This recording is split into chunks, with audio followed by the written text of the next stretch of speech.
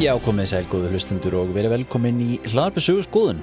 Ég heiti Andri Jónsson og með mér hér í dag minn góði vinur Ólafur Hersir Arnaldsson. Komdu sæll. Blessaður. Hörru, það Bjarmalands farinn. Jú. Bjarmalands farinn. Já, skilst að þú hafi verið í helviti góðu ferðalagi. Þú ert alltaf nýkomin á ferðalöfum hérna þegar við erum í upptökum. Það síðastastu nýkomin frá Ítalíu. Já. Nú ertu nýkomin frá Bjarmalandi. Nýkomin frá Bjarmalandi. Já. Nei, það var ágætisferð. Það hérna. Ég var segðast þá alveg við landamæri Rússlands. Og sem að fyndið var náttúrulega sá snappi sem ég sendi þar sem ég fekk hérna SMS velkomin til Rússlands. Já. Það var einmitt síminn að plinga á eitthvað símamastur í Rússlandi. Það ekki samt svolítið svona sérstætt að það virkið þannig því að við eigum vera svo miklu óvinnir þeirra. Jú. En það var reynda þannig að við ertum að slökkva á öllu þessu þegar við vorum ákveðnum hluta á hérna við landamærin. En alltaf áhugavert að þetta er svona nálagt Rússlandi og ég náttúrulega var líka við hérna landamærastöðina þar sem það er bara ein landamærastöða sem hægt að fara yfir á milli Rússlands og Noregs og það er eiginlega enginn sem fer þar á milli núna. Nei. Og það er eiginlega allt lokað er náttúrulega venjulega og fyrir stríðið þetta var mikill samgangur þarna og allt annað en það er svolítið áhugavert að vera að vera svona nálagt og alltaf svo vanur eins og við vorum að tala um í Noregi þú getur farið hvert sem þeir liggur við en þarna, þá sérði eitthvað land og þú veist það svona, já, ef ég lappa þangað þá verður allt brjálað. Alltaf, ef þú lappa þangað þá kemstu kannski ekkit aftur heim. Nei, nákvæmlega, það er alveg stór milliríkjadeila. Það er svolítið áhugavert, að vera svona nálagt þessu. Þú vil það svona skeri, maður. Já, þannig að ég alltaf, þetta annars sem ég var þarna og ég hef farið til Rússlands því á landamærunum þá var það þannig að það setja á þarna á milli og á einum stað í ánni að þá hún ekki fær Noregsmegin, hún getur ekki siglt Noregsmegin þannig að það er samningur að þú mátt sigla inn í Rússland og síðan aftur inn í Noreg.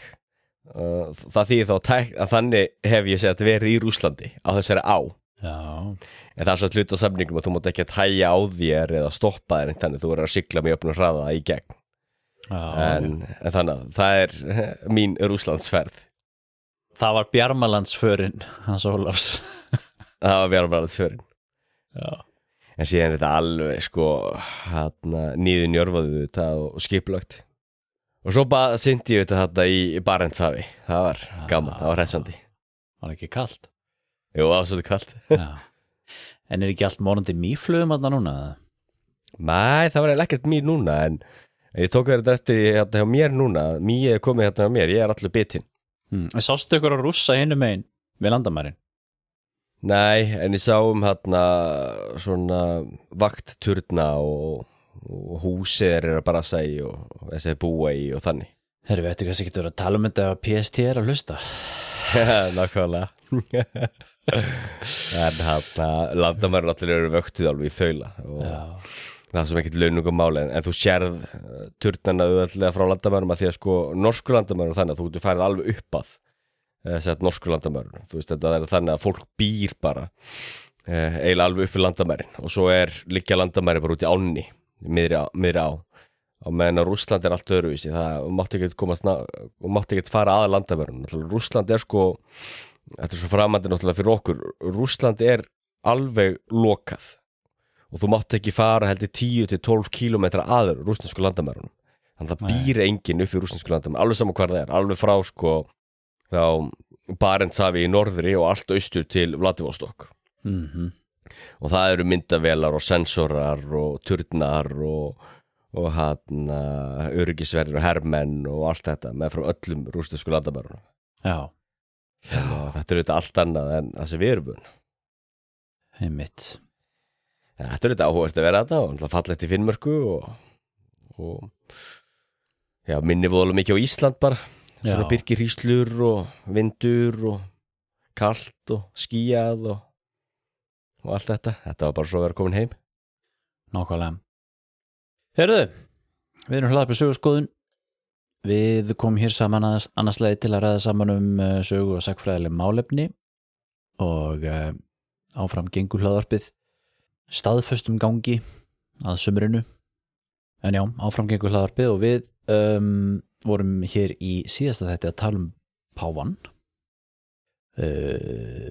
Langu þáttur, mikið content, var reyndar tölunum ýmislegt annað líka en páfann, en það var skemmtileg yfirferð. Já.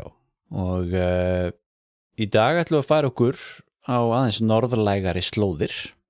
Hvað ætlum við að tala í dag? Dansk-sænsku stríðin. Einmitt. Það svona sem maður hefur heyrt þegar verið að tala svona hvaða tvær þjóðir hafa farið í flest stríð gegn hvor annarri og þá einmitt venjulega að tala þá að Danir og Svíar séu þær tvær þjóðir sem hafa mest barist hvor við aðra. Já. Svona gegnum söguna. Já, það er komið svolítið síðan síðast. Já. Það eru 200 ár síðan síðast. Og það er sem svo áhugavert fyrirbrigði líka eins og segir, það eru 200 ár síðan síðast, en fyrir það þá erum við að tala sögur mjög lituð af styrjöldum og átökum og fjandskap.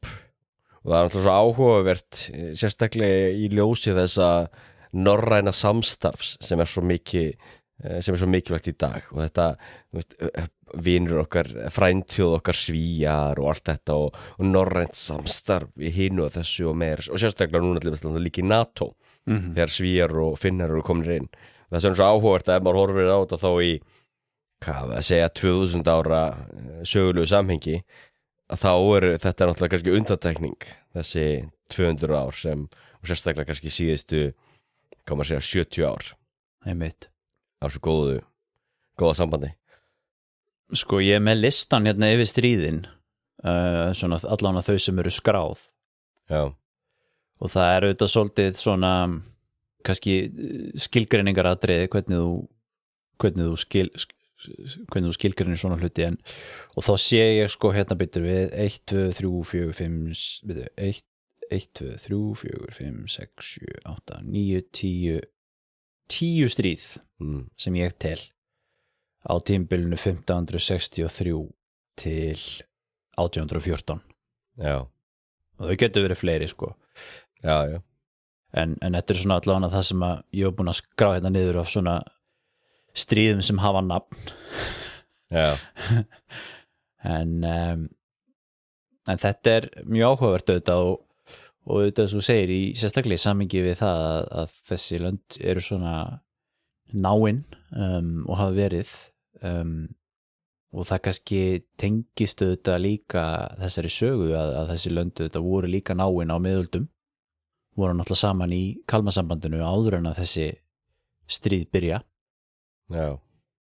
Og ég hef svona venjulega litið á þetta sem svona að þetta sé ákveðið svona barátta yfirráð á Norðurlöndum á milli Danmerkur og Svíþjóðar, en síðan er kannski rétt að hafa það í huga sko að þó svo að það sé rétt að vissu leyti að þá megum við ekki gleyma því sko að í rauninni allt fram á 20. öld og meira segja sko jafnvel ekki fyrir en sko eftir miða 20. öld þegar stórbættust vegasamgöngur þá auðvitað var sjórinn auðvitað alltaf það sem að sameinaði lönd og meðan fjöll og skógar skildu þau að.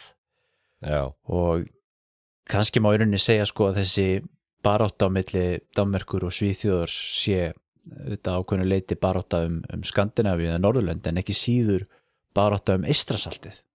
Algjörlega. Og það auðvitað spila aðrar þjóðir inn í þess og við munum örugglega koma líka aðeins að því eftir. Já.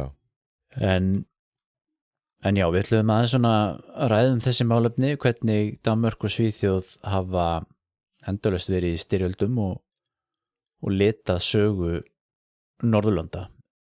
Já.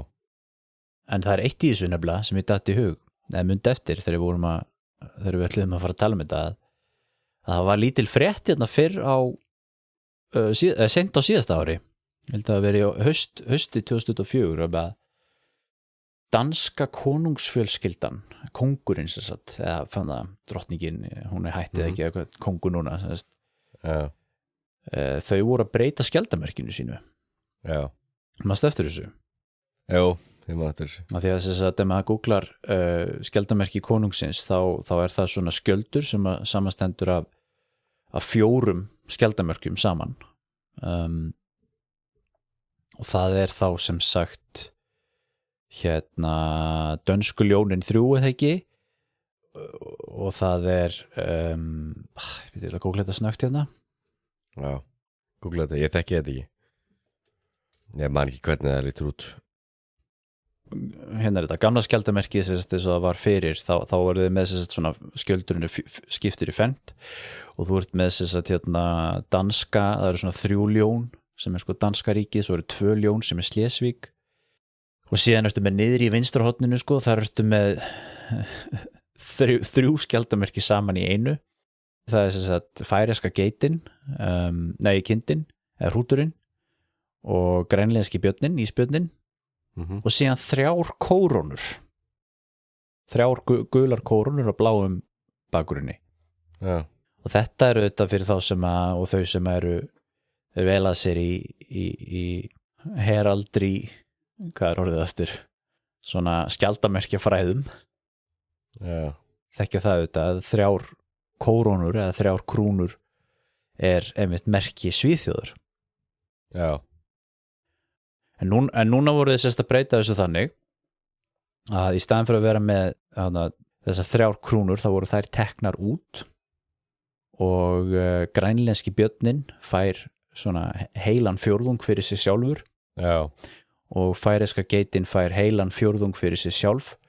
Þannig að Grænland og Færeyjar má í rauninni segja eru svona fá meira pláss í skjaldarmerkinu núna, og búið að fjarlægja þessar 3 krúnur eða kórónur. Og þetta er auðvitað merkilegt sko, og fréttinu auðvitað var svo að þetta snerist náttúrulega Grænland sko.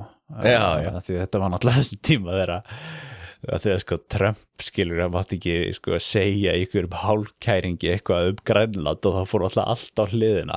Og pældi þessu, við vorum að tala þetta einhvern tíma inn í hlaðvarpinu, þú veist, Trump skilur sem mikla hálfviti, hann segir eitthvað kjartaði, og það er allt gjörsamlega á hliðina. Jöp. Meira að segja að það breytir danski kóngurinn skjaldarmerkinu sínu sem var búið að vera eins í einhverja aldir. Já. Skilur Já. Til þess að leggja áherslu á það hversu mikilvægt Grænland er í danska ríkinu. Já. Og þá tókuður út þessar 3 kórónur sem að er, eins og ég sagði áðan, merki Svíþjóðar, og var alveg svakalegt bitbein á miðöldum. Já. Eða á síðum miðöldum og þessum tíma. Það sem bara Danir og Svíar börðust hatramlega, meðal annars út af þessari symbolík sem fólst í því að Danir héldu alltaf í þetta merki, í sínu skjaldarmerki, af því þetta auðvitað táknar Kalmarsambandið. Já. Og svo er það Trump sem Trump sko, hann sagði ekki einu sinni ég ætla að ráðast á Grænlandi eða ég ætla að innlima Grænland, skilur. Ég man ekki einu sinni hvað hann sagði, það var svo ómerkilegt, það var bara allt fór í fokk út af því sko. Það sem er svo ótrúlegt, og ekki bara það sem er svo hlálegt líka, er sem að búið að tala mikið þetta og búa til sko úlfaldur og mýflugu, og það var þannig sko að Danir eru núna svo að pumpa peningin í Grænland og inn í herinn, og þá þvílt að byggja þetta upp, þannig að Trump er að fá nákvæmlega það sem hann vildi. Já. Og endalaust búið að vera að tala um þetta, og svo eins og að segja, og skjaldarmerkinu breytt. Þetta er svo en þetta er það sama eins og með Kanada og gera það 51. fylkinu hvað það er, þú veist, það vita það allir og það er bara kjaftaði, það er enginn sem vill það. Nei, mitt. Ekki eins og í Bandaríkjunum, hvorki demokratar né republikanar. Og republikanar vilja ekkert fá Kanada sem er ísastórt frjálslynt fylki, og það er komið annað Kaliforníu. Það er bara, það er enginn republikani sem vill það. Nei, mitt. Þá hlaupi til maður. Ótrúlegt sko. Ekki það. Já, það fyndi, en þetta er áhvert þetta með krúnurnar og einmitt, og þá sér maður þá að þessi deila var þá endalega, hvað segja, lög til hlýða þá núna. Já. Einmitt. En það var þetta líka, svo nefndir þetta með hafliðinu, eða sjóliðina. og þetta alltaf svo mikilvægt að hafa í huga því mann kannski svo tamt í dag að horfa á vatn eins og til dæmis hvort það sé Ermasundi eða Gíbraltarsundi eða eitthvað þannig að horfa á þetta sem eitthvað sem aðskilur á meðan auðvitað áður fyrir þá var auðvitað vatnið, hafið aðal samgönguleiðin. Já. Þess vegna eins og til dæmis, þú taldir hvað eru mörg stríð frá þá lok miðalda en til dæmis ef horfum til dæmis á suðurhluta Skandinavíu einmitt á miðöldum, ármiðöldum og sérstaklega að þá til dæmis tilheyrði það svæði sem í dag er Oslo og náttúrulega bara þungamiðjan í Noregi Víken eða Vík það tilheyrði þá Danmörku og rétti eins og suðurhluti Svíþjóðar Skátn þetta var alltaf hluti Danmörkur og ef maður hugsar sem eitt svo skipin og bátarnir og aðal samgönguleiðin þá það auðvitað gefur þau að leiðu auðvitað að ef þú ert með öflugt ríki þá á Sjálandi þá það ríki auðvitað að fara að ráða yfir strandlengjunni eitthvað norður eftir og austur eftir. Mjög góð punktur. Og getur mynda ákveðna svona ríki á meðan að sko það sem langt inn í skógi einhvers staðar í Noregi, hvað þá Svíþjóð, það svo langt og erfitt að komast þangað. Einmitt. Fótgangandi eða hestum eða hvað það og engir almennilegi vegir. Já. Og það er alltaf stór hlutir aðvötu öllum þessu styrjöldum og deilum snýrist náttúrulega þetta. Eystrasaltið þetta þarna var náttúrulega mikil verslun. Já. Og ég mitt var hans að glugga í bók sem að heitir The Northern Wars eftir Robert Frost sem að ég veit nú ekkert hvort að sé neitt merkileg bók svo sem ég var nú bara að glugga í hana því að hún var aðgengileg fyrir mig og það er hann að tala öll þessi stríð sem voru háð í Norður-Evrópu á tímabilinu 1558 til 1721 og þá er hann að tala sko í rauninni þessu ég sagði baráttuna Eystrasaltið og þá erum við að tala sko Danmörku og Svíþjóð en við erum líka að tala Pólland, Litáen og Rússland eða Moskvuríkið og það sem að gerist auðvitað á þessu tímabili 1500 til 1721 1721 er náttúrulega árið sem að Norðurlanda ófriðurinn mikli Great Northern War það sem að rússar sigra Svía komum betra því eftir en þá er henni enda svona þetta tímabil það sem að vera að finna út úr því hver allar að dóminera Eystrasaltinu og þá kemur það í ljós að það eru þá rússar annars vegar sem gera það og síðan þeirra framlíða stundin náttúrulega prússar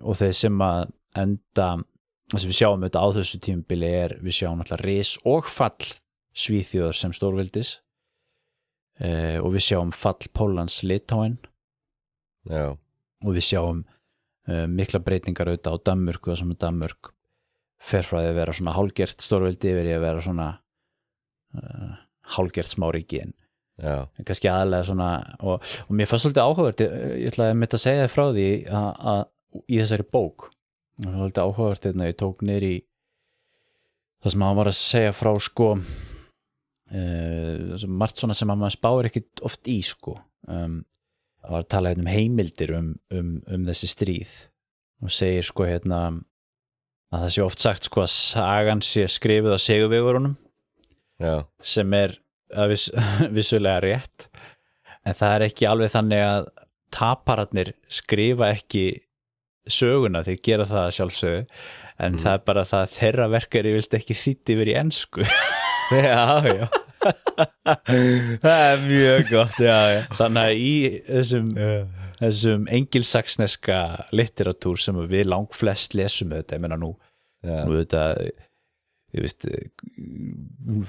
tölum Skandinavíu málið en maður lesa sjálfsög langt mest á ensku já, algjörlega það er líka bara svo mikið aðgengilegra já, á ensku þá segja hann frá því að það er mest til af sögum frá sænska sjónarhorninu á 17. öld og rússneska sjónarhorninu á 18. öld já og síðan segir hann þegar kemur á Pólland og Danmörku og þá sé mjög lítið til af sagnfræðum þessi lönd svona miðað við hinn á þessu tímabili já og ég svo sem hef ekkert skoðað þetta neitt en þetta bara stóð í þessari bók mér fannst þetta áhugavert en svo líka alltaf áhugavert það sem hann segir líka að sko þessi saga auðvitað enda með því sko að Rússland sko dominerar fattarðu og Þýskaland og það hversu sko stórt hvað við segja pláss Rússland og Þýskaland hafa tekið í sögu Evrópu á 19. og 20. öld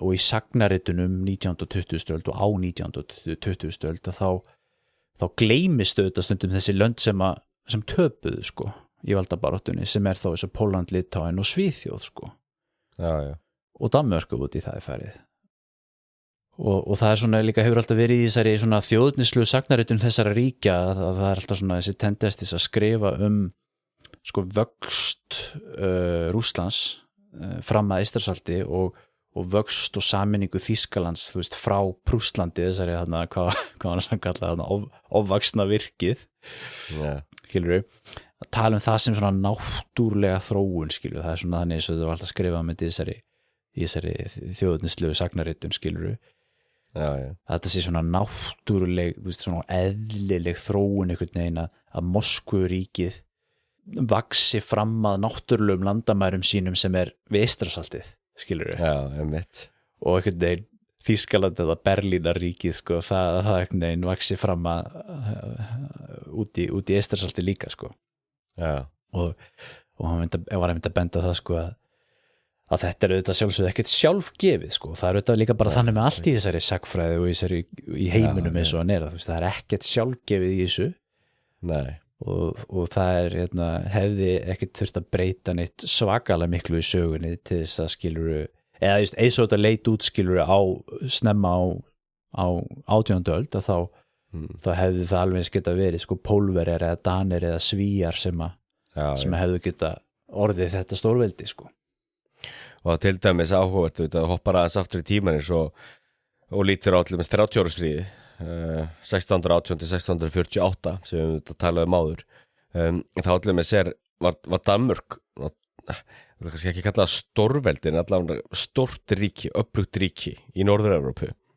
og danski konungur var auðvitað vel auðugur einmitt út á tollum og skattainnheimtu og sérstaklega út af verslunda sem sildi þetta fram hjá Sjálandi og þegar Þýskalandi mitt var að rífa sig í sundur í 30 ára stríðinu og þá náttúrulega voru mikið tækifæri fyrir með Dani það er ástæða fyrir því að þeir grípa inn í og þá er maður talað að það hefði verið allt eins náttúrulegt fyrir danska ríkið að þenja sig út til suðurs en svo er þetta náttúrulegt síðan tapa þeir en þá koma þetta Svíjar inn í þetta og þá eins og við nefndum þetta áður sjóleiðina sem frekar tengingu heldur en hindrun því að sigla frá Skáni til Mecklenburg eða Vorpommern eða eitthvað þannig það getur þetta allt eins hangið saman og jafnvel náttúrulegra að það hangið saman heldur en Bavaría, Suður Þýskalandi það svo að fara langan veg og rándýrt að flytja vörur og tekur langan tíma að koma sig yfir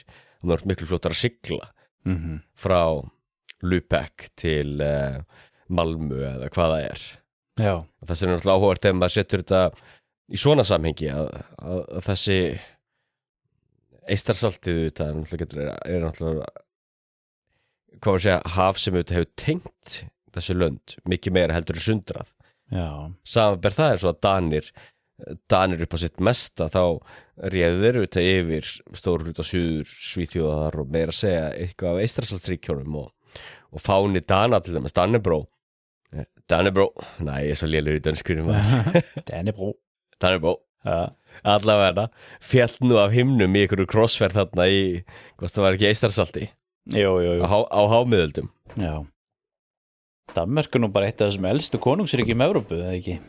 Jú og ég er ekki danski fárin elsti þjóðfáni í heimi Jú þannig að og þá sjáum við það auðvitað að það náttúrulega ekkert sjálfgefið eða sjálfsagt í sögunni og það náttúrulega mikið tilviljanir auðvitað eins og við talaðum miljón sinnum sagan hefði auðvitað alltaf getað farið á okkur annan veg þannig séð, ég allan trúið ekki að það sé hvað maður segja að það sé einhvern veginn sjálfsagt eitthvað móti, eitthvað ferli sem þurfti að eiga sér stað þú veist, eins og til dæmis Rússland við sem þetta stórveldi, þú veist, alltaf geta orðið Novgorod og einhver önnur smærri Novgorod eða Kiev eða eitthvað já, eða til dæmis af hverju Austurríki til í dag, þú veist, af hverju þú veist, af hverju eru þjóðverjar klopnir í nokkrar, eða þýskumælandi fólk af hverju það í nokkrum þjóðum á meðan að frönskumælandi fólk ok, fyrst og náttúrulega eitt ríki kannski Belgia, en Belgia svolítið klofið þú skilur, þú veist, það ekkert sjálfsagt í þessu Nei. En áhugavert þetta sem þú nefnir hérna með að því þú segir hérna sko þegar þú segir þetta kortið, það meikar þetta ekkert sens eins og ef fólk googlar danska ríkið þarna á miðöldum, þú veist, þá stingur það sér augun að sjá dönsku svæðin þarna í Skáni og Blekingi og hvað þetta heitir þarna Suður Svíþjóð að því okkur finnst einhvern veginn að sjórinn sé náttúrulega landamæri og eins þetta með víkina í Noregi og svona en svo þetta þegar þú byrjar að hugsa sjóinn sem miðpunkt þá byrjar þetta að meika svona sens sko líka þetta eins og það að hérna Svíar til dæmis fengu eftir að hafa unnið sigur í 30 ára stríðinu þá fengu þeir hluta af Pommern þannig að sænska Pommern sem þarna í norður Þýskalandi og það auðvitað eitthvað sem að þú veist þegar þú sér það á korti þá er þetta alveg bara what? Og svo líka það sem að maður oft spáði að Danir þarna þetta er að þið mistu öll þessi svæði þetta í Suður Svíþjóð á 17. öld sko þá endaði með því sko að þeir héldu einu svæði af þessu og það var Borgundarhólmur sem er svona þessi eyja lengst í burtu sko og í dag meika það ekkert sens akkur er að hafa þessa eyju eftir en náttúrulega þú horfur á þetta í sammenginu að hvað Eystrasalti var mikilvægt þá við þetta sér með að það að Borgundarhólmur er bara í þjóðlið sko algjörlega, já, algjörlega en hérna ok, ef við förum aðeins yfir þessu sögu þetta við getum rætt aðeins þessi tvö ríki, þetta eru svolítið ólík lönd, Danmörk og Svíþjóð lík samt að mörgu leyti, lík menning líkt tungumál en svona aðeins öðruvísi svona sagnfræðileg þróun þarna og síðan auðvitað því við erum að tala landafræði og svona, þú veist, landafræði skiptir miklu máli og Danmörk auðvitað Danmörk er náttúrulega bara Kaupmannahöfn og svæðið í kring sko það var spáir í því þú veist, Kaupmannahöfn er náttúrulega svona Konstantinópel norðursins sko þú veist, borgin við sundin það sem allt er að gerast sko jú og þegar maður horfir á þetta þannig þá er það alveg sjálfsagt auðvitað að Suður Svíþjóð sé hluti af Kaupmannahöfnavaldinu sko eins og litla Asía er fyrir sko þú veist, Konstantinópel sko jú, það er alveg rétt og það er líka þetta sem fólk kannski átti sig ekkert alltaf á þetta er að þessi svæði náttúrulega skátna þetta þú veist, þetta er náttúrulega bara kjarnasvæði Danmerkur á miðöldum og þú veist, við erum að tala borgir eins og Malmö og Lund sem að voru bara mikið danskt svæði og bara Lund til dæmis var sko á miðöldum var það skiluru svona ein helsta borg svona mennta og andlegra mála í danska ríkinu þar var allir minnst dómkirkja sem var þetta var erkibiskupsdæmi sko þetta var alveg þarna voru dönsku kongarnir krýndir og þarna var háskóli og háskólinn í Lund er náttúrulega ennþá merkstofnun og þetta var allt náttúrulega bara kjarna danskt svæði var það og Danmörk er svona staðsett einmitt svona í sundinu þarna náttúrulega og græddi náttúrulega mjög mikið á því að setja toll á verslun hann í gegn Eirasunds tollurinn heitir það ekki sem að sko Danir voru með áheld ég bara síðan sko einhvern tímann á miðöldum og lögðu það ekki af fyrir sko einhvern tímann á 19. öld Eirasunds tollin sko sem var grundvöllur bara fyrir veldi danska kongsins og var vellöðugur og hann var einn af auðugustu konungum síns tíma langt fram eftir og síðan sko þú skoðar Svíþjóð hins vegar Svíþjóð þetta er sko hvað heitir þetta, Svealand heitir það ekki, svæðið þarna í kringum Stokkólm og þar síðan er þetta með Götaland sem er þá sunnan við það og það hann þetta í Svealand og það í kringum það sem að svona kjarnin í sænska ríkinu og það var eitthvað sem bent á sko, ég aldrei spáði í því að sko Svíþjóð þetta liggur í rauninni í austur sko. Já. Þú veist að sem sagt árnar renna skilur frá fjöllum og út í hafið frá vestri til austurs. Já. Þannig að þú veist Svíþjóð snýrað austri í rauninni, þannig séð. Já. Og það svona, þetta með landafræðina sko, þannig að þá getur maður kannski sagt að það sé svona að hálfgerðu leiti svolítið svona náttúrulegt að þú veist Svíjar að sæki austur á bóginn sko. Já. Og náttúrulega leggja undir sig Finnland og að sýsla í Eystrasaltsríkjunum og alltaf einhverjum stríðum við Rússa, mæta það Rússum skiluru. Já. En það alveg svo gróf skipting að allir sá á vikingaöld að Svíjar þetta heldu austur, þú veist, það var fyrst að Svíjar sem heldu til Garðaríkis og Kænugars og þetta voru, Svíjar sem stofnuðu sér ríki þar. Já. Rúss og allt þetta á meðan að í Noregi, í vestrinu þá í Danmörku var auðvitað haldið vestur til Englands. Já, einmitt. En hvenær lögðu Svíjar aftur Finnland undir sig? Það mjög snemma, eða ekki? Jú, það mjög snemma. En ég man nú ekki hversu snemma það var. Það mjög snemma. Frá með 11. öld. Já. Og það líka eitthvað fyrirbrigði sem held ég eigi sérsta hægt og rólega. Já. Það segir, gervigreindin segir að það hafi verið frá með, þegar komið fram að seint á 13. öld, þá Finnland svona mestuleiti komið inn í svenska konungsríki, þannig að það gerist löngu fyrir þessa atburði. Og sér náttúrulega líka það sem áhugavert við þetta að þau erum líka núna hámiðöldum að saga Svíþjóður náttúrulega öðruvísi hvað það varðar að Svíþjóður náttúrulega var síðasta ríki sem kristnaðist. Danirnir eru fyrstir að kristnast. Já. Og svo fylgja normenn dálítið eftir. Svíjar ekki að kristnast almennilega fyrir en tölvöld þegar liðið á hámiðaldir og Svíjar líka hengu þó eftir hvað varðaði miðstýrt konungsvald. Það að til dæmis Noregur var mikið sterkara konungsríki þannig séð á miðöldum framanaf. Heldur nokkuð tíma Svíþjóð sem var mikið meira svona dreifstýrðara og mikið heiðið og tók lengri tíma að sameina Svíþjóð í eitt ríki. Já. Sem gat síðan þá fara að augra Danmörku því það eitthvað fyrirbrigði sem á sér ekki stað almennilega fyrir en kannski eftir Kalmarsambandið. Já, einmitt. Og síðan ef við skoðum aðeins meira landafræðina sko að Svíþjóð, þetta eru náttúrulega gjörólík lönd, náttúrulega Danmörk svolítið svona ríkt landbúnaðar svæði í kringum Kaupmannahöfn, bæði á Skáni og Jótlandi.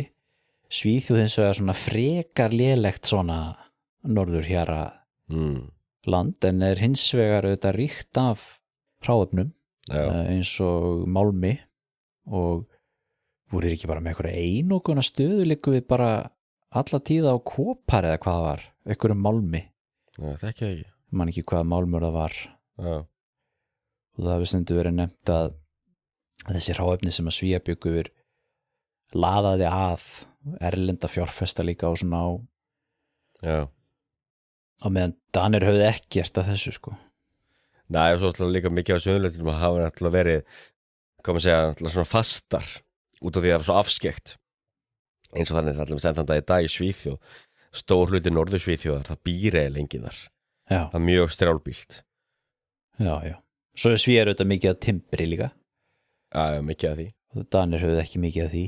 Nei, en þeir sóttu það mitt á til Austursjó við Eystrasaltið og slíkt og það náttúrulega Eystrasaltið náttúrulega skipti gífurlegu máli fyrir til dæmis England og þess náttúrulega til þess að líka bara leggja áherslu á hvað þessi verslur skipti miklu máli og af hverju danska ríki var svona öflugt, það náttúrulega var meðal annars út af timburverslun. Já. Og allir þekkja ju enska flotan og alla þá sögu og það náttúrulega ekki timbur sem kom frá Englandi heldur að megnunni til frá Eystrasaltinu og saman með hollensk skip og verslun og hvað það var. Einmitt. Þannig að það geta einmitt sett toll á allt þetta og tjöru og allar fjandar sem menn voru að vinna það skipti miklu máli. Já.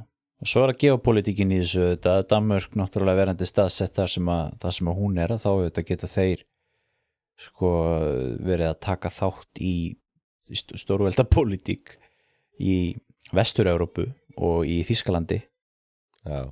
á meðan að Svíar voru svona framanna svolítið svona, hvað ég var að segja þú getur sagt að þannig að þeim hafi verið hlíft því að taka þátt í því þangað til að þeir síðan þetta risu fram á sjónasviðið seinna meir 17. öldinni.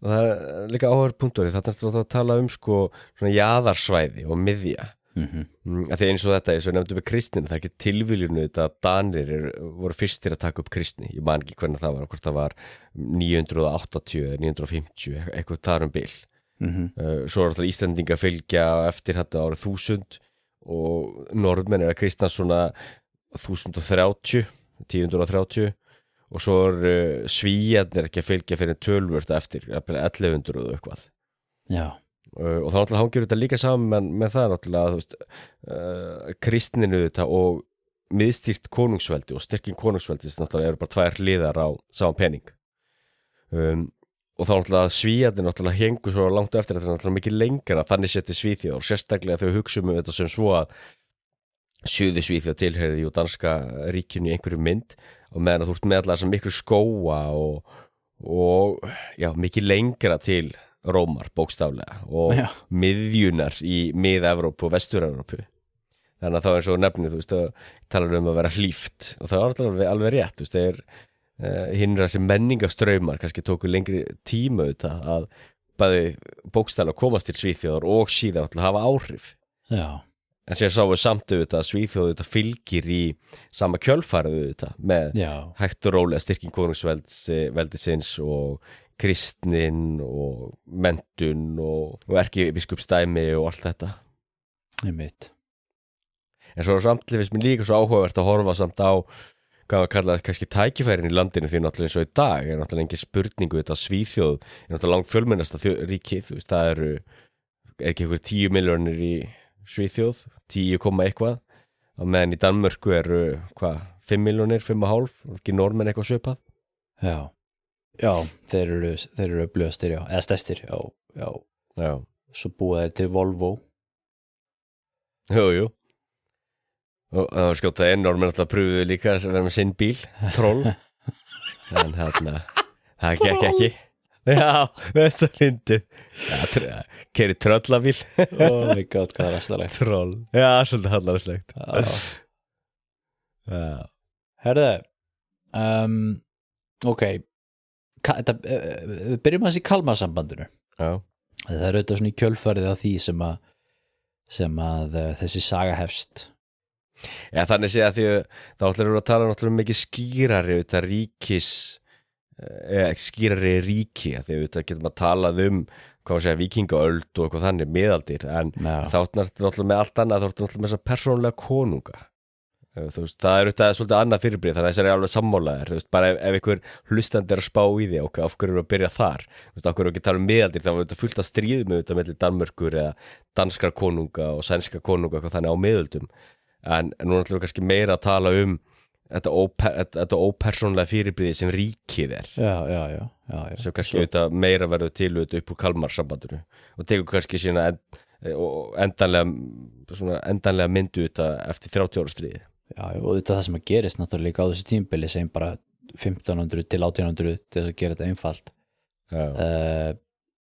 sko þá þetta verða þessi nútímaríki til að því það sem að gerist þetta árið 1500 erum við þetta ennþá með svolítið svona persónulega konunga en árið 1800 ertu þetta komið með bara mjög svona módern ríki miðað við svo að vera á miðöldum og við erum alltaf búin að gangi í gegnum þetta einveldistöku í báðum löndum og síðaskipti í báðum löndum auðvitað þó að það hefur gerst á mismunandi tíma og með aðeins ólíkari hætti og svona sem hefur líka áhrif á kannski þessa hernaðarsögu, hvernig það var mismunandi samber það til þess að Danir voru aðeins seinna í gang með einveldis þróun heldur en Svíar sko, þeir byrjuðu aðeins fyrr en við komum aðeins betur á því eftir Kalmarsambandið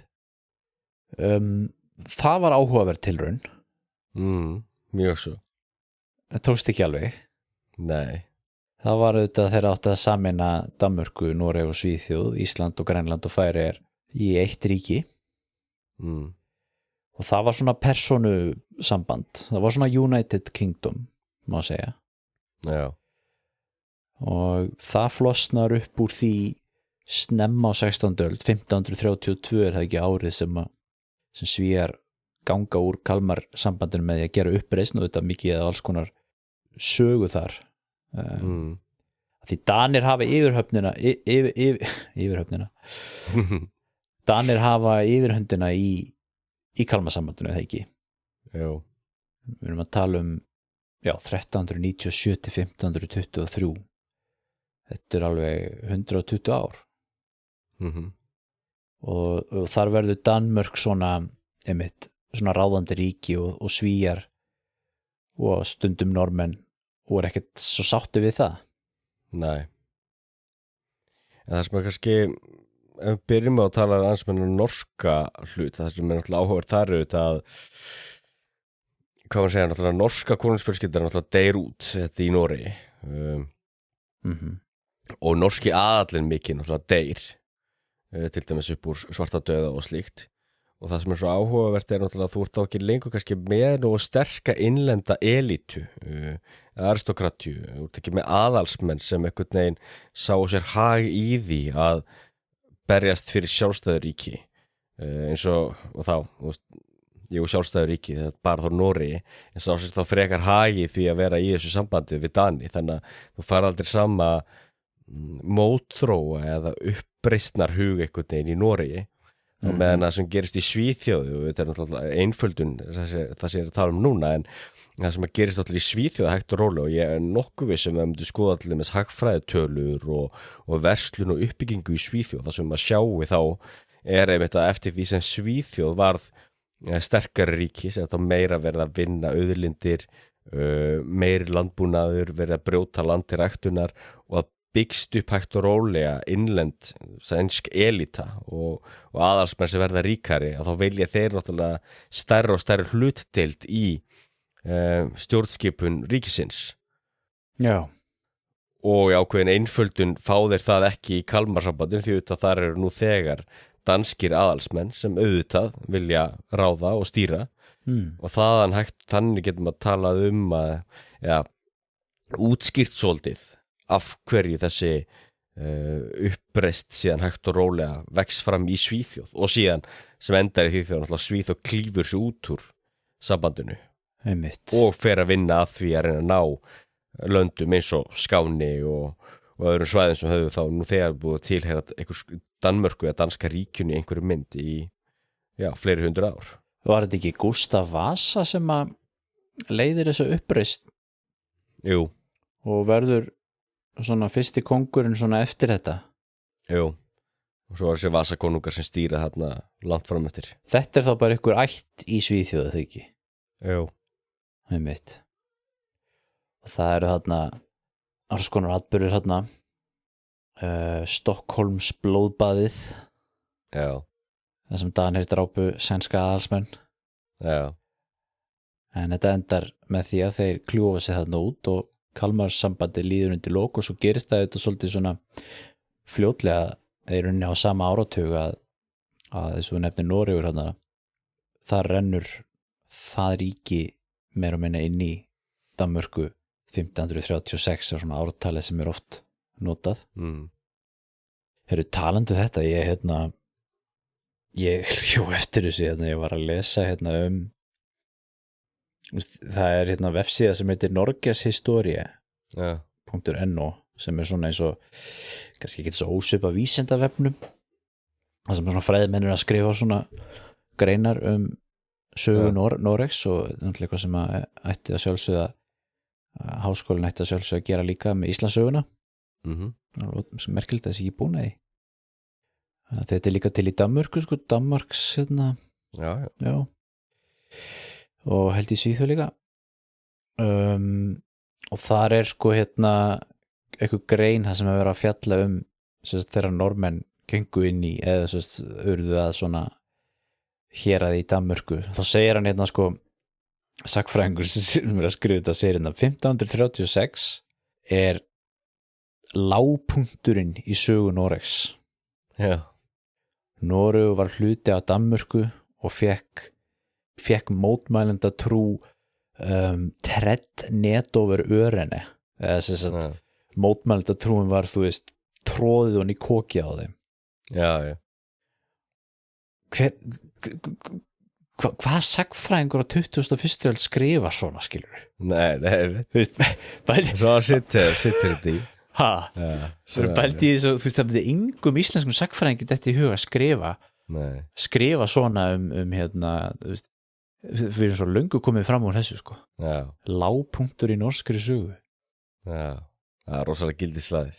Það mjög gildishlaðið. Já.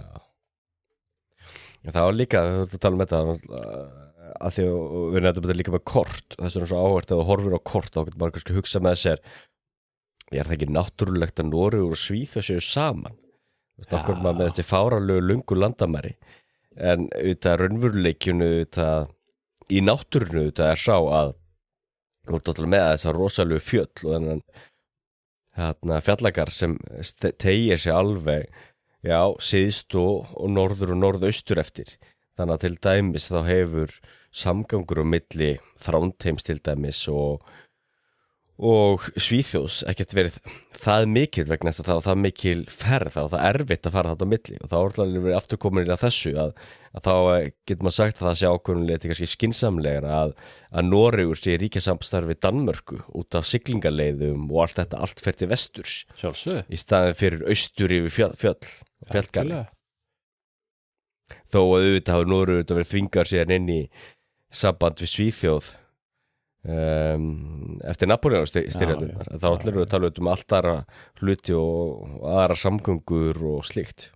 Já, einmitt. En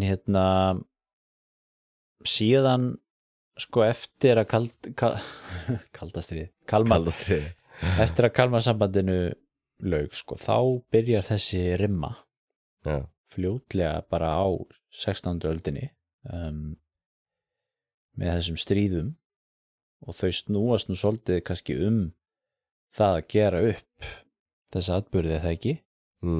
Við nefndum skjaldamerki áðan sem við stundum verið að nota sem svona symbolísk í þessum fyrri styrjöldum. Þau voru notuð sem svona þetta var notað sem átilla meðal annars vegna þess að 3 krónur var merki Kalmarsambandsins. Danir héldu áfram að nota þetta í sínu skjaldamerki og Svíum það fór náttúrulega fyrir brjóstu og Svíum, þannig að þeir ég ekki að segja að það sé aðal ástæðan en þetta var svona notað sem svona symbolísk ástæða, sko. Og við ekki talað að norræna 7 ára stríðið sé fyrsta stríð, það er allavega fyrsta sem ég með hérna á listanum hjá mér. 1563-70.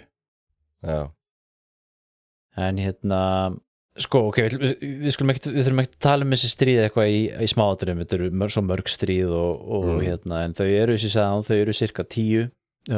Þetta er alveg og kannski má eiginlega segja, sko, bara alla 17. öldina bara, þá er meira og minna bara stríð. Hvað, 1611-13, 44-45, 57-58, 58-60 70-50-79, þetta eru mjög mörg stríð bara á 17. öldinni. Og það er kannski hægt að segja, sko, mörg þessara stríða leið ekki til mikilla neitt afgerandi niðurstaðina. Og kannski ekkit alltaf létt að sjá hver vann, sko. Mér sýnum svona yfirleitt voru það Svíjar sem að þeir allan unnu stærstu sigrana, ef að Danir unnu þá voru þeir vilt svona minni sigrar, sko. Þessu allir með þessi Kalmarstríðinu 1611-13, sko, þá gera Danir alveg mikla innrás inn í Svíþjóð og hafa betur, sko, fá eiginlega ekkert upp úr í nema bara pening, sko. Að þeir voru svolítið að vinna í því, sko, að Danir koma svolítið út úr þessu svona peningaveldi, sko. Voru ekki mikið með svona málaliða og svona. Mikið af því. Óttu mikið pening líka auðvitað út af þessum Eyrarsundsstolli og í þessum fyrstu 2 stríðum þá þá gerðu þið það tvisvar í röð sko að þeir í rauninni höfðu betur í stríðinu og hluti af friðarsamningnum var sko að þeir hertóku Elfsborgarkastala sem er það sem er í dag Gautaborg sem var kastali, mjög mikilvæg kastali fyrir Svía og þeir hertóku kastalinn og svo þurftu Svíar að borga lausnagjald fyrir það sko borga einhverja summu á ári sko til þess að fá hann aftur þannig að þeir höfðu alveg gríðarlega mikla peninga út úr þessu danirnir gáttu nota það til að byggja flota og svona og svo annað í þessu svo held að það hafi verið Kalmarstríð sko, þá einmitt gatt kóngurinn sko að því að danska ríki var einmitt á þessum tíma fyrir einveldistökuna mjög svona sko, það var svona aðalsveldið þetta, lénskerfis fyrirkomulega og sterkur aðall og kóngurinn var svona háður aðlinum sko, upp á að taka ákvarðanir svona málefni en á hinbæinn þá var kóngurinn mjög ríkur sko, þannig að hann gat listi við stríði við Svía sko, sem hertoginn af Slesvík því hann gat það vist ekki sem kóngur sko, hann þurfti að fá leyfi frá öllum hinum í ríkisráðinu sko þannig að hann listi við stríði við Svía sko, sem hertoginn í Slesvík og sagði ef þið eru ekki með þessu þá fer ég bara einn í þetta stríð sem hertoginn af Slesvík sko en þá fáið þið heldur ekki neitt upp af herfanginu sko nei. Þá fóruð þið með í það sko þannig að við sjáum svolítið svona og hann hefði þá alveg efni á því sko því hann var svo ríkur af öllum þessum skatti sko það er mjög áhugavert en svo áttunum sem að líka veita samt líka koma að segja takmarkanir þessara ríkja og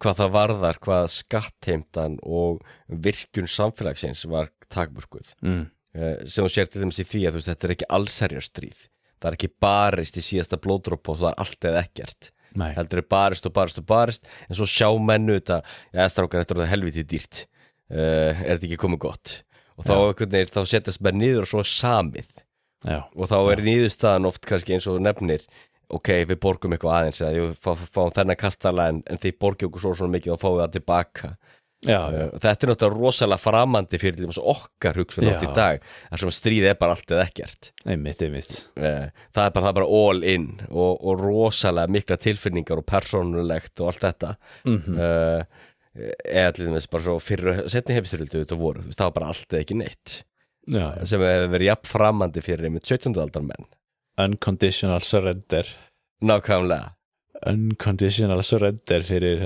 Íran og það er rosalega erfitt þegar það er allt eða ekkert því sko hvernig það er að gera í því og það er náttúrulega svo rosalega dýrt ekki bara í sko fjárbjörnum þetta er líka náttúrulega bara í blóði og svita þannig að það eru viðsjáverði tímar auðvitað þeir blóðmjólkuðu síðan að eftir Kalmarstríði en svo sko Svíar að við vorum að tala með þetta með konungsvaldið að það var aðeins öðruvísi þróun eftir að Vasakonungandi komu er ekki að hann náði að svona hafa aðeins sterkari tök á aðlinum sænski kongurinn sem var svona honum til hagsbóta og sænska ríkinu til hagsbóta og þar var svolítið svona Svíþjóð var svolítið svona hernaðaríki þeir voru með meira eða þessu öfluri svona fastan her er ekki rétt hjá mér og notuðu hann til þess að vera í þessari útþenslu allir sko Jú, að því eins og nefndin þetta með málarlegin og danska konginum að mér fyrir hún alltaf fundið svona þegar maður lesa danska sögu þá hún voru litu á því að það var mikið nota málarlegar og það náttúrulega líka vegna þess kannski að danski konungurinn hafiði mikið meira af peningum innfallega á milli handana út af Eyrarsundsstollinum og hinu og þessu þannig að hann gat keypt sér málarlega og meðan Svíarnir frekar þurftu þá treysta á það að geta kallað út menn og haldið ykkur svona fasta her þess að í Nóri það var aldrei mjög lítið málarlega í Nóri náttúrulega og sérstaklega á miðöldum það var náttúrulega með þess að leiðangurinn leiðangurinn og slík fyrirkomulag og svo það þá málarlegar líka notaðar þar en það náttúrulega vegum út af danska konungsins síðan þetta var náttúrulega floti hluta þessu þetta líka þau voru náttúrulega mikið að byggja flota og voru í ákveðinu svona viðbúna kaplu eða svona kapplöpu hver væri með stærri flota og Svíar náðu yfir höndinni á 17. öldinni þar eins og í öðru og 17. öldin náttúrulega svona vendipunktur þetta það náttúrulega heimurinn, þetta breytist mjög mikið á 17. öldinni og ég myndi segja kannski mikilvægast að stríði svona upp á geopolitíkina auðvitað, það þessi stríðarnir miðja öldina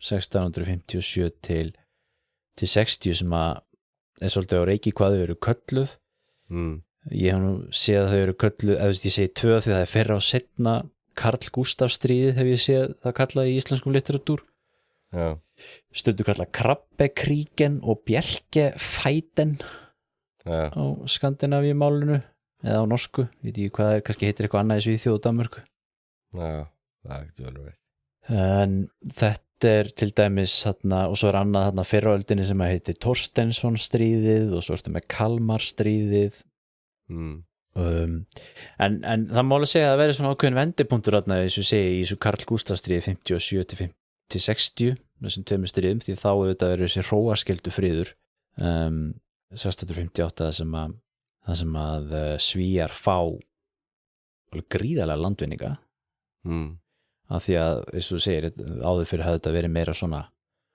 taka eitthvað kastalegi, eitthvað smá tíma og eitthvað svona þarna voru bara púra landvinningar þar tókuðu Skán og Blekinge og Halland sem eru þessi kjarnasvæði sem við vorum að tala um áðan og þeir tókuðu Þrændalög líka það að segja svæði kringum Þrándheim í Noregi og hugmyndin þar var auðvitað svo að Svíar náttúrulega vildu fá aðgang á Atlantshafinu og þeir auðvitað höfðu hann náttúrulega mikilvægt fyrir að hafa hann Elfsborg og leiðina hann út á Norðursjó svo komast fram hjá Eyrarsundi en þeir vildu fá hann greiðari leið út á Atlantshafið þannig að þeir fengu Þrændalög og héldu því svæði í 2 ár þangað til að seinna stríðið útklæði þetta endanlega 1660 og þá sem sagt var endanlegu friðarsamningur þar sem að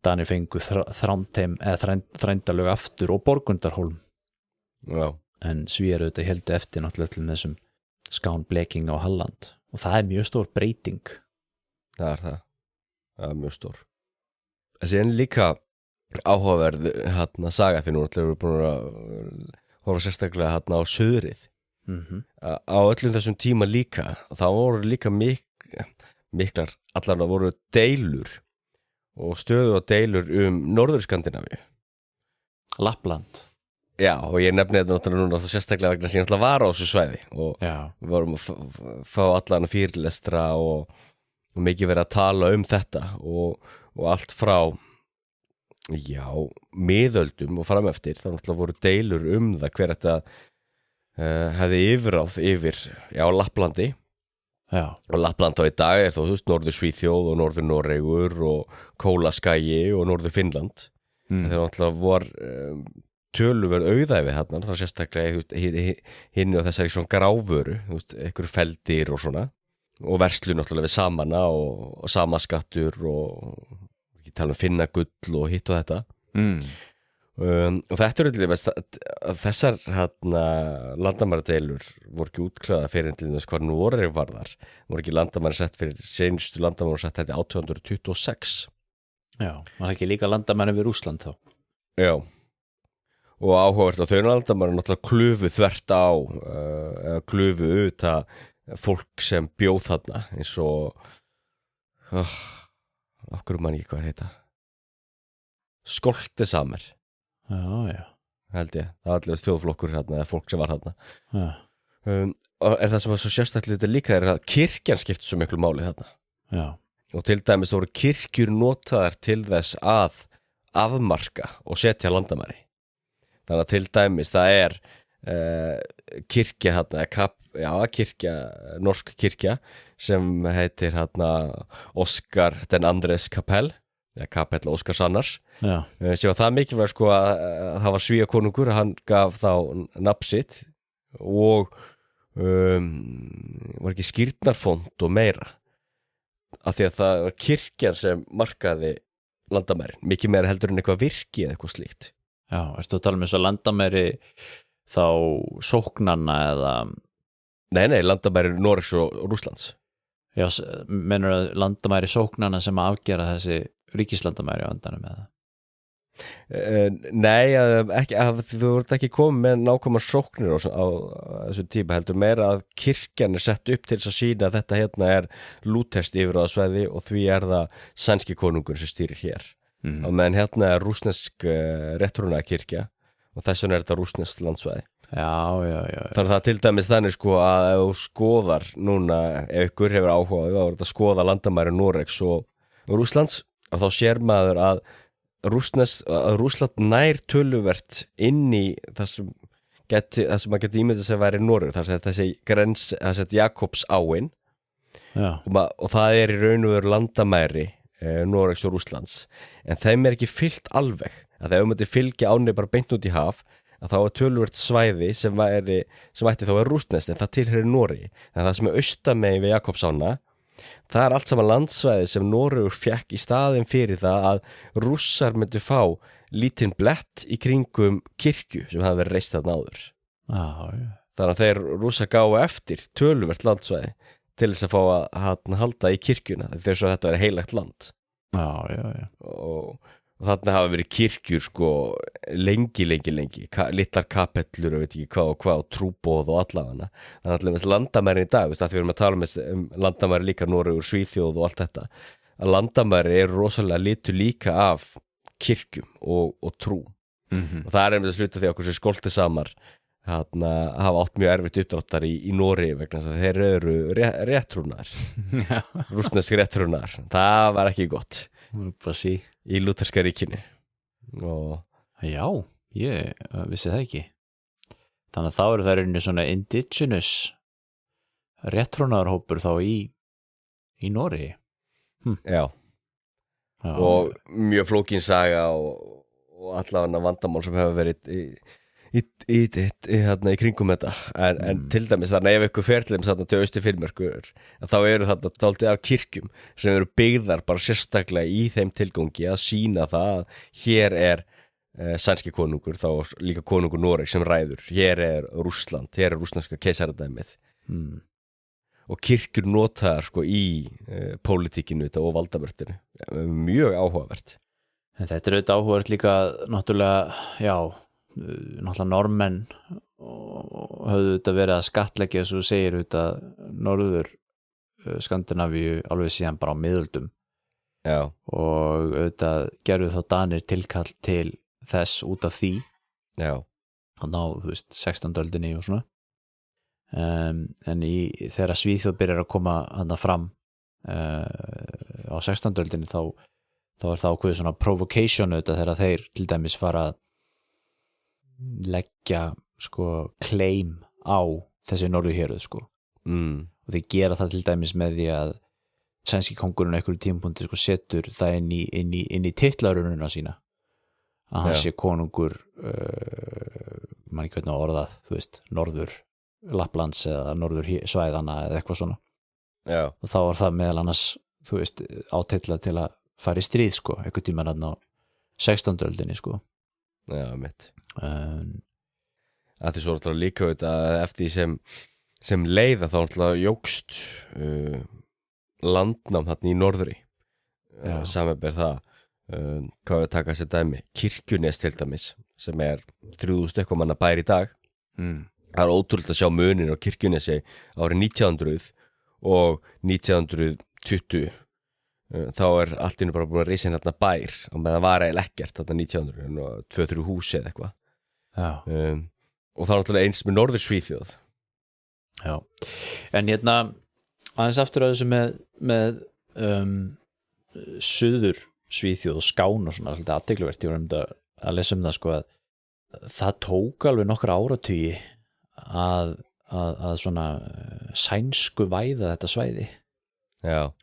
Og tók alveg mikið effort fyrir Svíana að gera það og svo að Danirnir sem bjuggu þarna fyrir sko, þeir voru með svona skæruhernað Já. Hvað aftur orðið fyrir það? Það eitthvað orð sem að er notað það snapphane, já. Já. Snapphane. Snapphane. Það er orðið sem að er notað það sem verið svona danski svona skæruliðar, já, eða svona partisans sem voru að berjast alveg með svona skemmdaverk og launmorð og alls konar svona og hjálpuðu síðan til seinna þegar Danir gerðu innrás og svona, það voru svona. Já. Þannig að Svíar tóku hart á þeim auðvitað. Já. Og og já, lögðu mikið effort í þetta sænskuvæð og gerðu það meðal annars í kirkjunni og í menntakerfinu og tók alveg, eins og segi, nokkur áratugi fyrir þetta að jafna sig, sko. Já. Og síðan voru Svíar auðvitað líka brútal, sko. Eins og segi, með þess að snapphana og svona taka hart á því og já. Þannig að það er áhugavert. Já, mjög svo.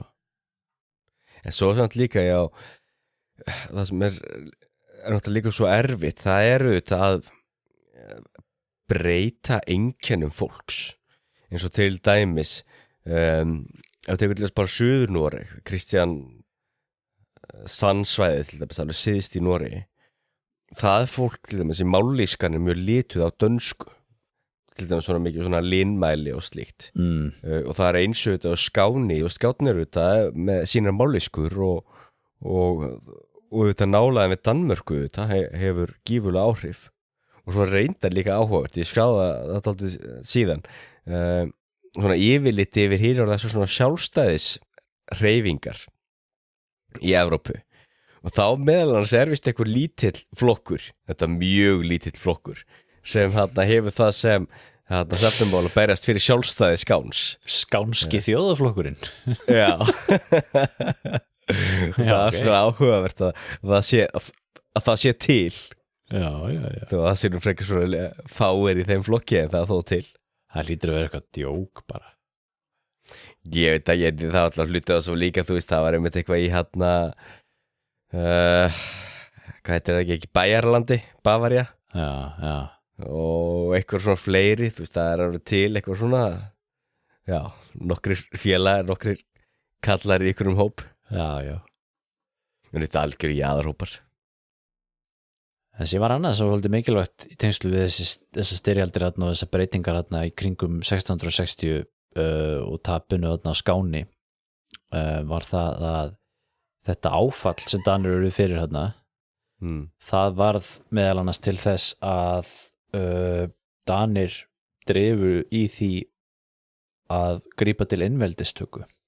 Já. Sem náttúrulega frægt dæmi og það nefnilega eitthvað sem við Íslendingar þekkjum vel úr Íslandssögunni, það einveldistakan.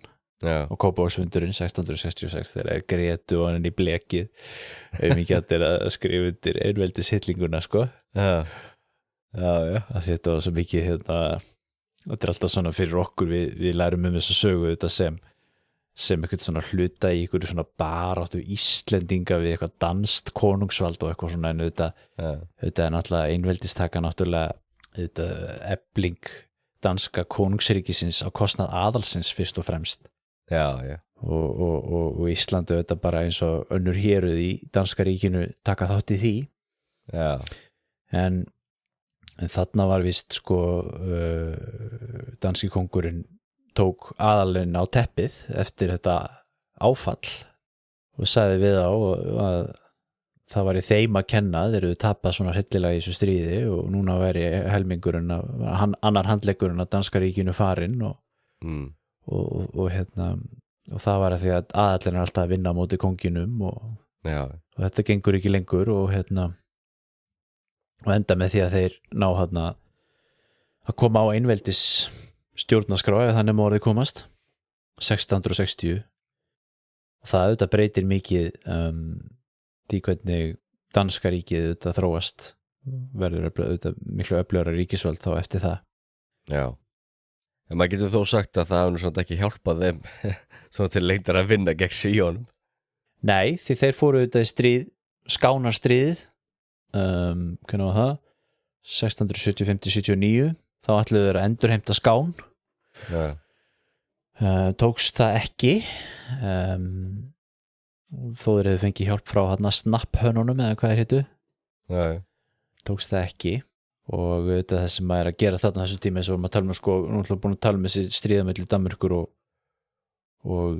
Svíþjóðar en Svíjar auðvitað voru líka alltaf í öðrum styrjöldum líka við Rússa og Pólverja og svona og náttúrulega 30 ára stríð kemur inn í þetta líka sem að náttúrulega var til þess að var ekki þannig að danski kóngurinn tapaði á því en sænski kóngurinn sigraði á því af því að svo þetta verður Svíþjóð náttúrulega gríðarlega öflugt þegar það komið fram undir 1700 og þá byrjar þetta mikla stríð þarna sem við höfum talað Norðurland og ófriðurinn mikli sem að var fyrst og fremst sko á milli Svía og Rússa en Danir og Pólverjar að dragast inn í það með Rússum sem svona antisænst bandalag sko því þá eru Svíarnir orðnir oföflugir sko Já, einmitt og svo maður þarf ekki að fara í sauman á því en það sem þetta gerist náttúrulega er að maður sér við að þetta danska ríki verður hvað maður segja, veikburðara og erfiðara með að standa eitthvað upp í hárun á Svíum Danmörk græðir ekki mikið á því að hafa verið í sigurliðinu eftir Norðurlandaófriðin Nei. Það er aðalega Rússar sem græða á því 1721 þegar að þetta eru svo miklu orustur Poltava og Narva og þetta eru frægar orustur þetta er alltaf Pétur Miklu þetta verðan í þessu stríði þannig að þetta stríð er mjög mikilvægt fyrir sögu Rússlands og uppgangur Rússlands náttúrulega mjög svo og 1721 er að Svíar tapa þar stórt fyrir Rússum fyrir Pétri Mikla þá náttúrulega þá er það svona reiðarslag sem að slær Svíja svolítið svona niður og þeir missa sinn stórveldes status sko og það er svona 15 minutes of fame í stóra sögulega samhenginu líkur þetta þarna verða, smáríki með dönum og svo náttúrulega ef við hoppum núna dálítið fram með tíma 100 ár til Napóleonstyrjaldana þá náttúrulega veðju Danir á vittlusun hest og voru í bandalegi við Frakka og tapuðu það mjög á því stríði og með að Svíjar auðvitað með þeim sem sigruðu í liði og þó að neyndar galli náttúrulega var að þeir náttúrulega voru með Rússum þannig að þeir náttúrulega missa Finnland en fá þá auðvitað Noregi í staðinn en það sem er náttúrulega áhugavert er náttúrulega sem að þá er Danmörk náttúrulega mjög lítið ríki en eins og Napóleonstyrjöldin þar eru þetta þessi tvö ríki þetta bara, þú veist, skiptir engum máli þau eru náttúrulega bara fylgja stærri ríkjum Bretar fremja þarna þessa Pearl Harbor árás á Kaupmannahöfn með rakettunum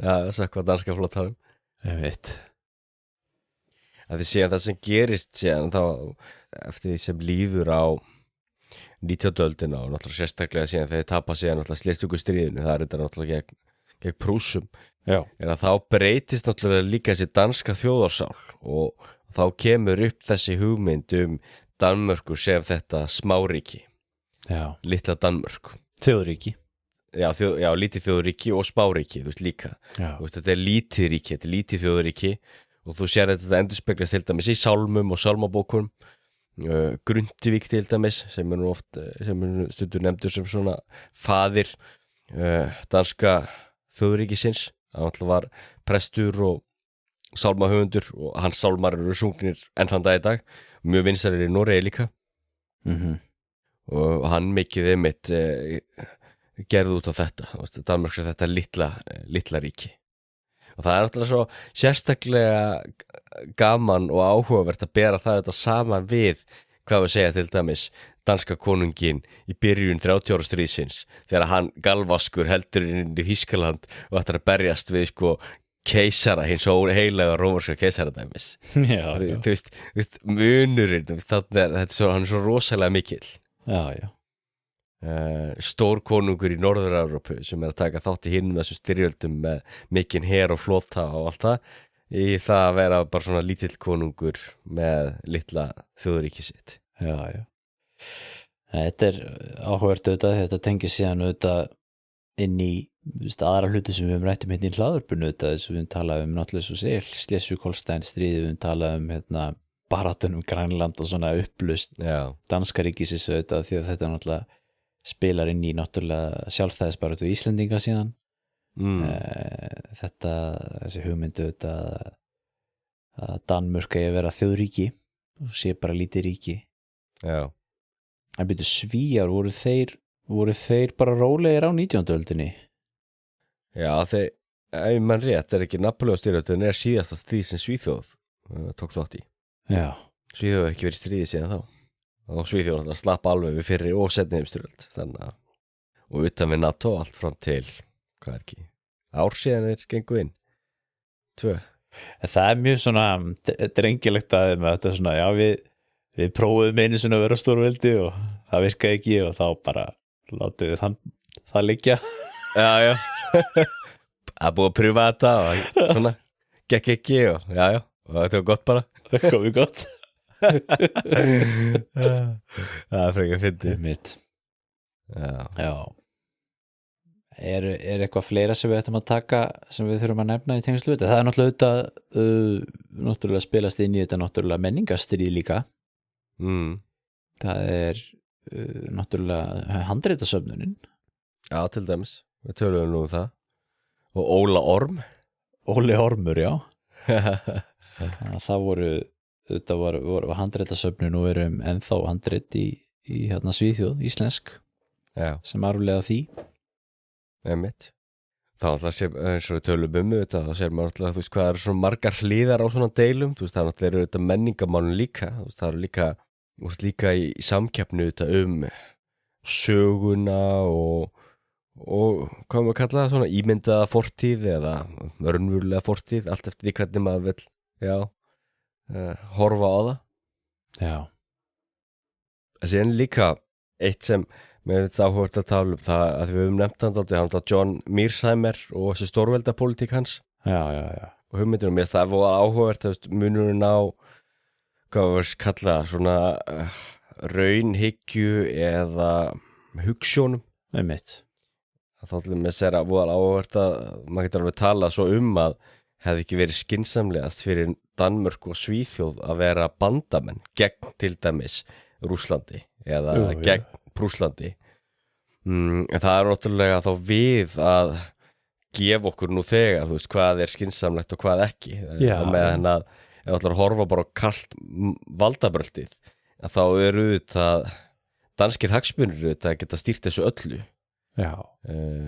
Og þá sjáum við, eins og Mearsheimer að tala mikið hvernig raunveruleikin eins og við sjáum bara núna í stríðinu í Úkraínu og Bandaríkin núna móti Kína þrátt fyrir það mjög áhugavert að síðastliðin 30 ár þá bæði í Kína og í Bandaríkjunum og tala rosalega ekki það að Kína og Bandaríkin getur verið vinir og Kínverjar getur vaxið og allt þetta og meðan á raunveruleikin allt annað í dag og það náttúrulega eins þarna þegar við sjáum að eitt ríkis vex að þá náttúrulega það augrun við ríki sem þetta til var þetta fyrir áður þannig að þetta svolítið svona mér var bara þetta í hug áðan að þú getur sett þetta inn í þennan paradigma eða þetta form stórveldapólitík og þetta svolítið svona, ég held að þetta séu góð rök fyrir því að það sem Mearsheimer að tala að hann hefði rétt fyrir sér kallinn í þessari stórvelda tragedíu. Já, hann glöggur kallinn. Já, mjög svo. En það auðvitað líka þetta náttúrulega, þetta auðvitað þetta tímbil sem að náttúrulega rússar, það ekkert vita að rússar séu að fara að vera eitthvað stórveldi við Eystrasaltið endilega á þessum Nei, það var málið. Þegar þessi stríð byrja. Já. En það er bara kalt matið og þetta okkar völd núna við erum sterkt ríki við Eystrasaltið núna þetta ríki þessi Svíar eitthvað að yppa sig og vega að okkur núna þurfum við einfaldlega bara að passa okkar hagsmuni og það þá að berjast við andstæðing nummer 1 Einmitt. af því það alltaf það sem áhugavert í þessu styrjöldum auðvitað Svía og Dana að Danir voru oft í bandalagi við einmitt Rússa.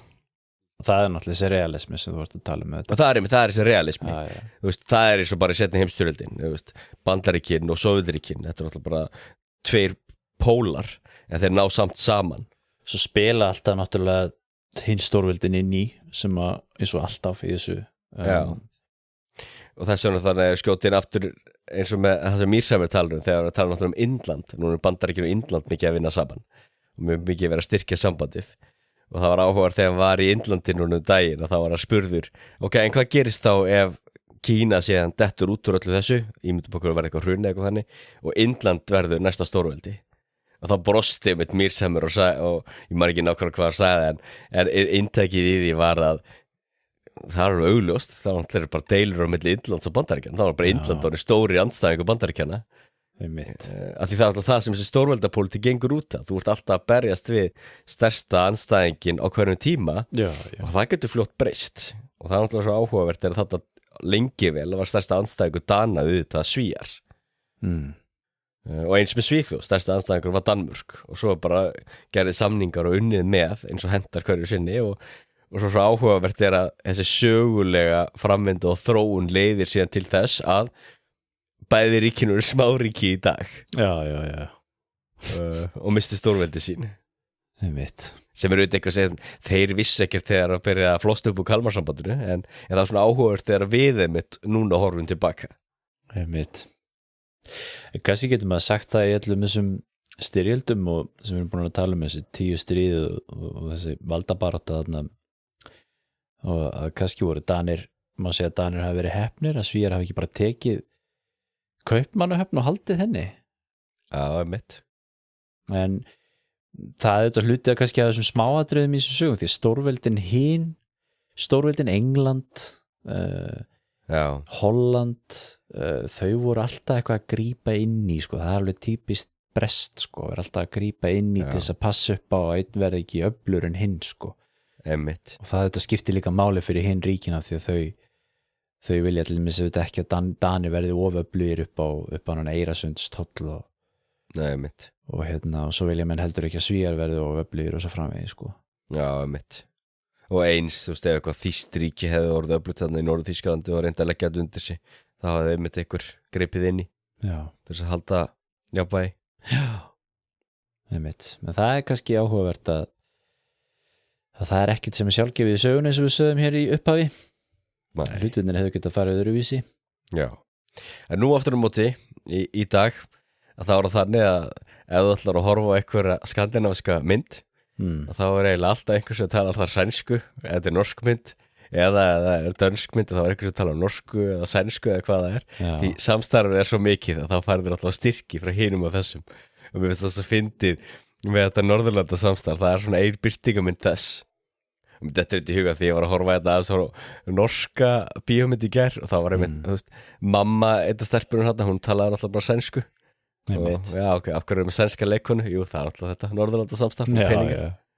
alltaf NRK og SVT og DR og RÚV einmitt, sem við bara skiljanlegt þetta er bara svo fyndið að sjá hvernig þetta hefur breyst einmitt nákvæmlega, herðu, erum við ekki bara þá að fara að segja þetta gott hér af dönsk-sænsku stríðunum og baráttunum Norðurlönd og Eystrasalt og lítur út fyrir það líka bara Danir og Svíjar segir slíkt því sama að það sé komið gott þeir hafa ekki barist núna yfir 200 ár búin að pröfa þetta nei, þeir fara nú alltaf að fara að gera það úr þessu nei Heru, þá bara þökkum við fyrir okkur hér í dag í hlaðvarpinu Söguskoðun við mætum þá hressir aftur hér í næsta þætti að ræða með eitthvað annað við ætlum nú að reyna að ná allavega fleiri en einum og kannski fleiri en 2 þáttum áður en við förum í sumarfrí